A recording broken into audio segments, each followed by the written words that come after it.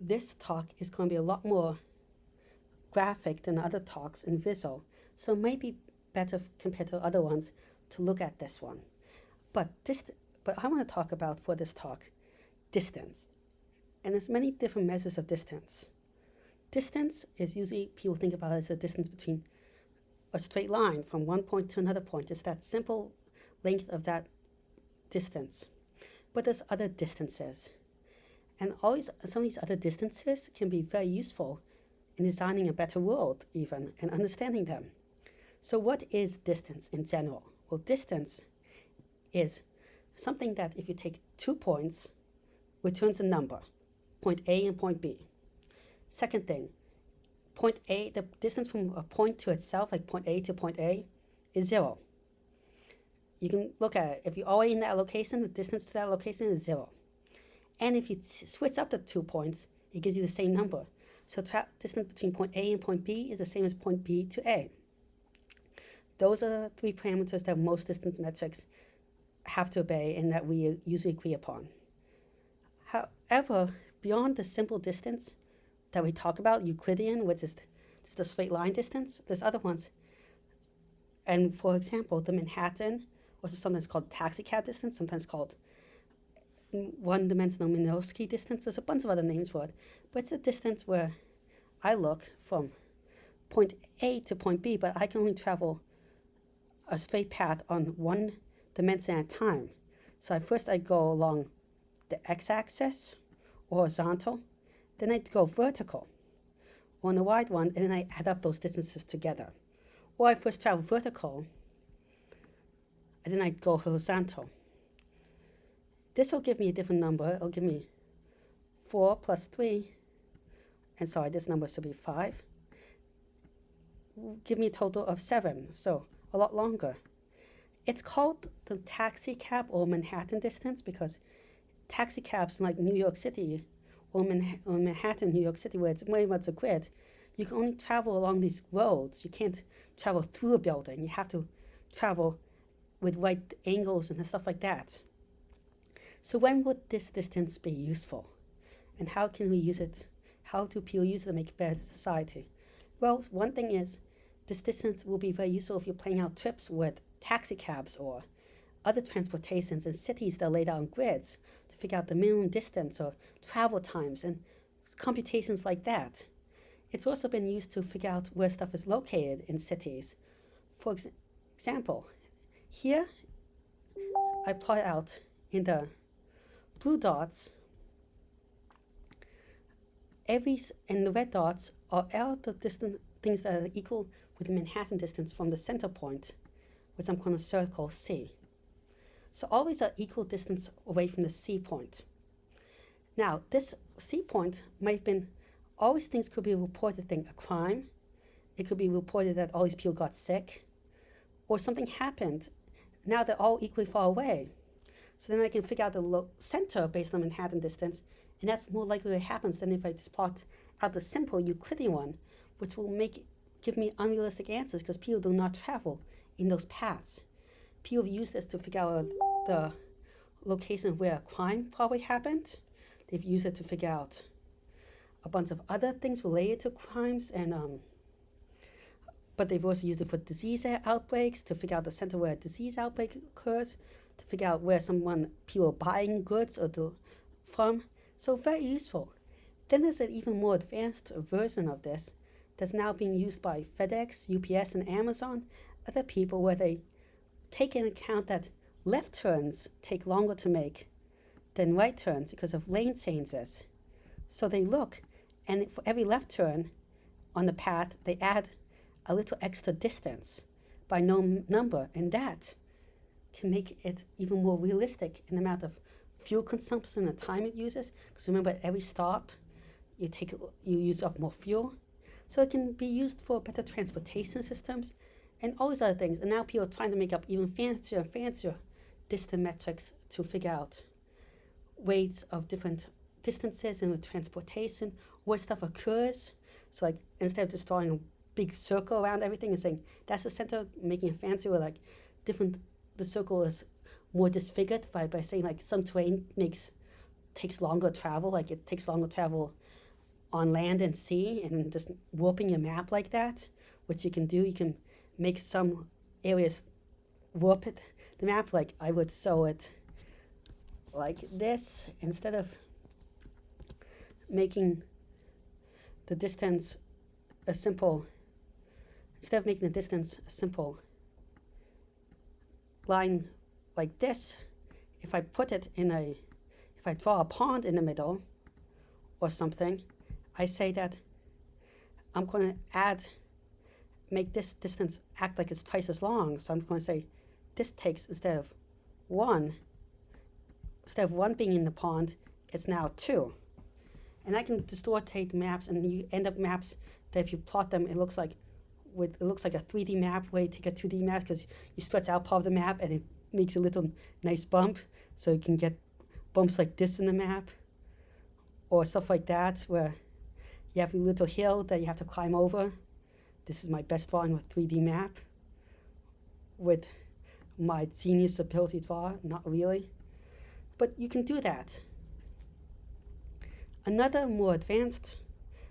distant metrics that is sometimes used is called the Earth mover distance, or there's a fancier name for it, but I'm going to call it the Earth mover distance.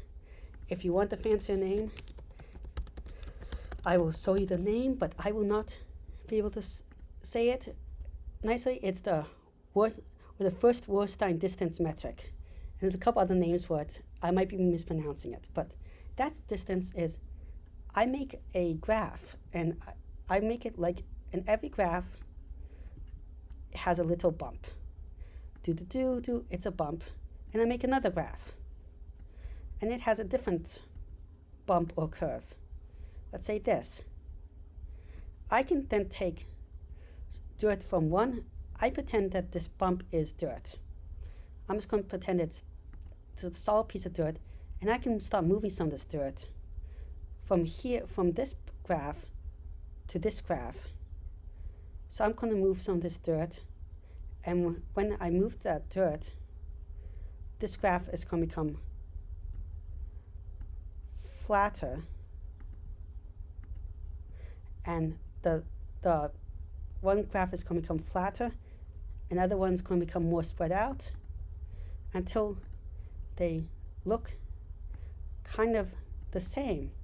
And that's the Earth mover distance. The Earth mover distance is the amount of dirt I have to move from one graph to another graph to keep making them until both graphs end up looking the same. And the reason why I would ever use this distance, and I didn't complete it, but I think you get the ideas, taking this pile, some dirt from one pile, moving to another one, figure out the distance amount of dirt I have to move and the distance each dirt I have to move, is that it gives a really useful thing about how hard it is to change one thing into another thing. Because everything you can plot on a graph with numbers, everything.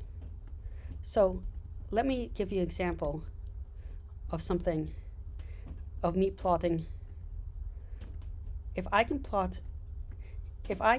make a num plot where I can have how much I can make anything into a plot. So I can make who I am into every characteristic of me, like how happy I am, how angry I am, everything that defines me, I just put on a huge graph.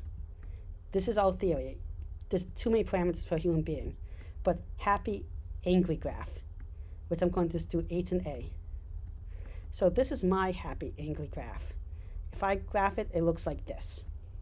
I'm a circle. Someone else is a square with a happy, angry parameters.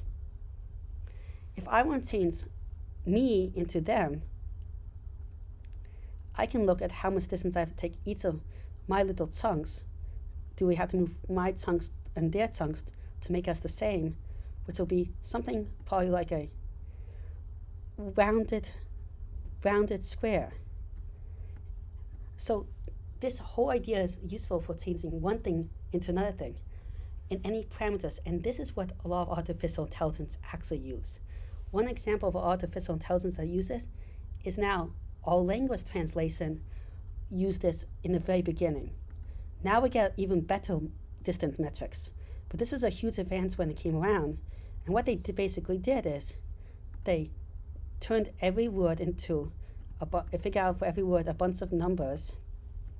They defined it. So you'll have all these numbers defined it and figure out every word in another language that defined it. And then it made up a distance. Use this distance metric in between. And let's say French, for example, is a box and English is a triangle. It made up a pentagon in between. So then it would figure out that turning French into English, you first change it into a pentagon, then into a triangle. Then it can do it the reverse. And it's in between thing that's a pentagon actually can be more or less the true meaning of a word or a concept, because that's the meaning that both of them have, English and French have in common for the same thing. Now this is really overly simplified because language is so much more complex than this, and it doesn't fully work out with language. That's why you don't have the perfect translator. But that was the basic idea. But it's also been used to change a word into a picture and a picture into a word with artificial intelligence and much, much more. So another cool distance metric that's revolutionizing the world. And we're going to get better ones with these things, and we are developing better ones, but these are just some basic ones. So a third distance metric that is very useful and that's simple is just time it takes to travel from A to B and B to A. And that can be used in transportation or anything. Another one is the random walk distance, where I just take A to B again, but I make it take something and I make it travel this, let's say 500 paths. I randomly have it travel one path, randomly have it travel another path, see how long it takes, randomly travel another path, see how long it takes. And there's 500 possible paths, let's say, but I only make it do 10 randomly. And I make it always have some navigation. Then I take the average of that. And that gives me the distance between the two things. This distance metric can vary a little bit, but I do it. Or we can do it with non-randomness and take a bunch of paths and take the average. But that could be a useful one in like trying to make a guess about how long it takes stuff to get from A to B when it's not following the perfect route or doing different days or times. There's a bunch of other distance metrics out there, and there's a whole, and we can always make up our new ones. But I would like you just to think about this, and maybe how measuring stuff can be really important and lead to actually revolution in artificial intelligence, transport, and much more. Thank you for your time. I hope you found this interesting. I hope you would learn something, and please subscribe, leave a comment behind, share it, and please leave a like. It really helps out the channel. Thank you very much.